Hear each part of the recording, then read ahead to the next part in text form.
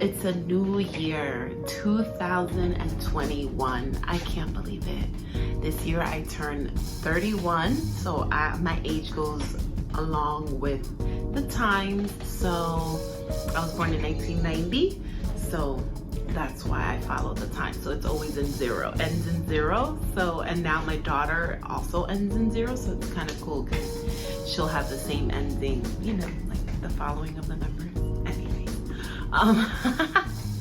It's a new year and I'm so excited. I really wanted to just talk today on New Year's, and you might not be watching this on New Year's Day, but it was my New Year's Day that I decided to make this video. And I know that there are so many new things that have been happening, and I've been trying to go with the flow as much as I can. So many things have changed, I think, in my perspective and my view of life, that I would love to share with others and just bring them to an awareness. And so one of the people I enjoy listening to is Rachel Hollis. And so I had recently heard something that she had shared actually today, and I was like, I think I want to release it and show how I applied it to my life. So thank you, Rachel Hollis, for that little speaking you did. I think it was like a month ago. I can link below the actual teaching that I watched. It was short, it was about 10 minutes, but it was enough to get me thinking today.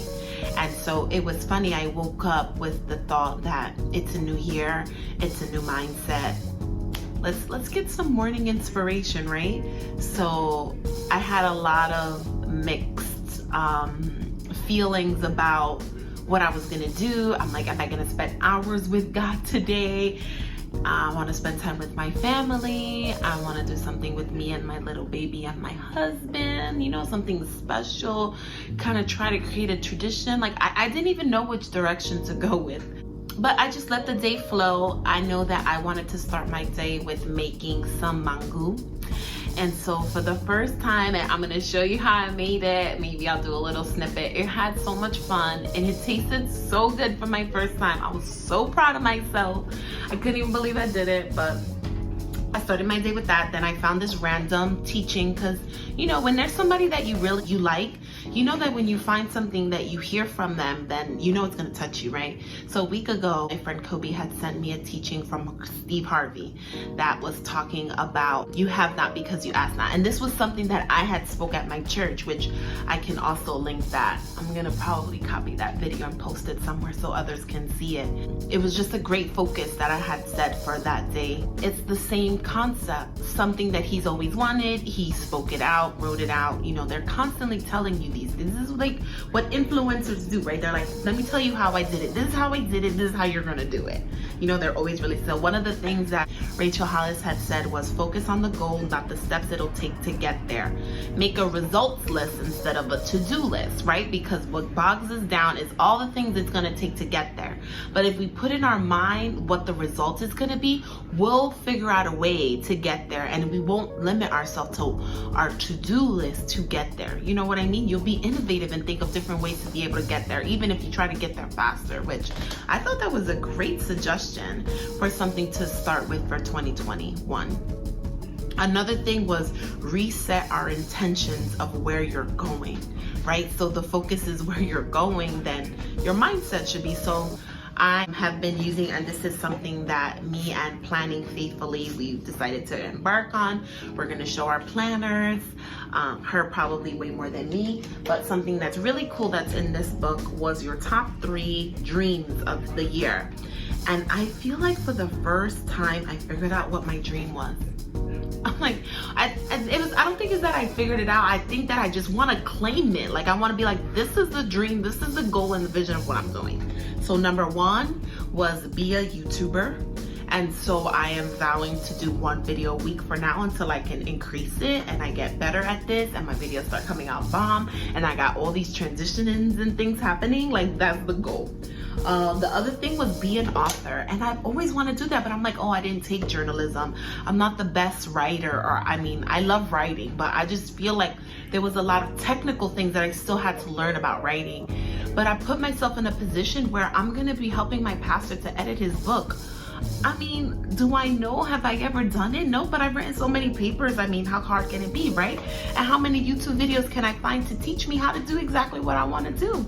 So I'm going to edit a book, and I think that allowing myself to be a part of someone else's book project, it's gonna allow me to want to do it for myself, right? And I remember years ago, and it just came to my mind, I helped Ashley McFarland Bowie when she was advertising her book, The Truth Wrapped in Love. And it was based off of an experience she had with the Lord, where she read the Bible from beginning to end. And so she talks about all the things that she learned from reading the Bible. And that's where The Truth Wrapped in Love. So I went on a little, I would go to different places as she was selling her book, and I learned how to do that, which was so cool. And now I see, like, oh my gosh, I did all these things because I'm gonna be doing these things too one day.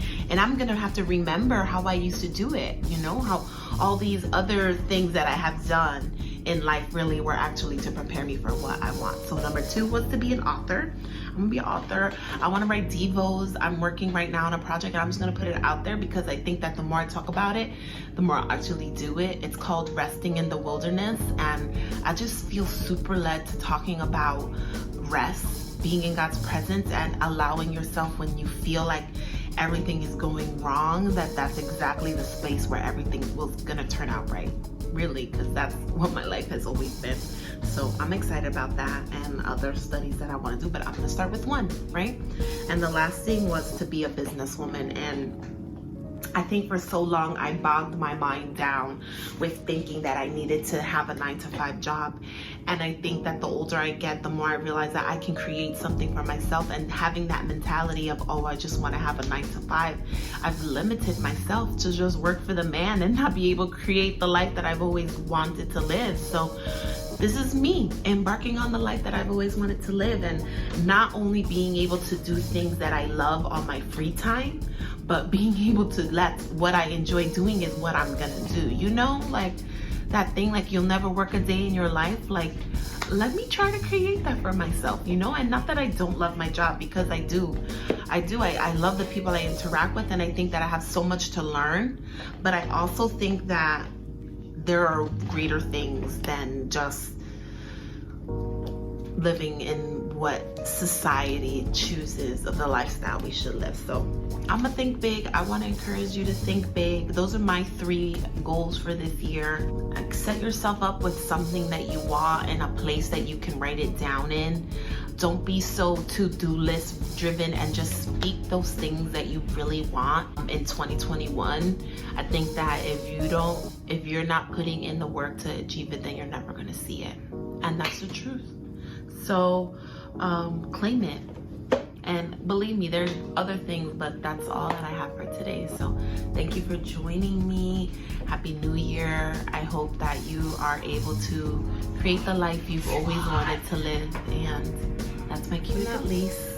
Last but not least, here are my, oh my goodness, and she totally just did a thing on how to say the name of these earrings. What's her earring line? Lexmo.